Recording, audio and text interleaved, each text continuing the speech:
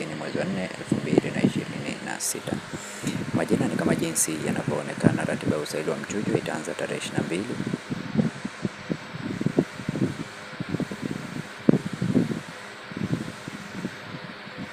Kwa hiyo ratiba ya usaili wa vitendo itakuwa ni tarehe 27 mwezi wa 4.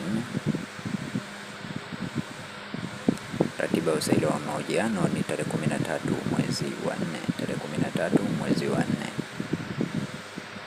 Kwa hiyo hakikisha umeipata PDF hii ili kuweza kujua jina lako kama umeweza kuitwa kwenye usaili na kuweza kujua ratiba halisi ya usaili itaanza lini na mahali ambapo usaili utaweza kufanyika. Majina ni mengi sana, kuna majina mengi sana ya walioweza kuitwa kwenye usaili. Kwa hiyo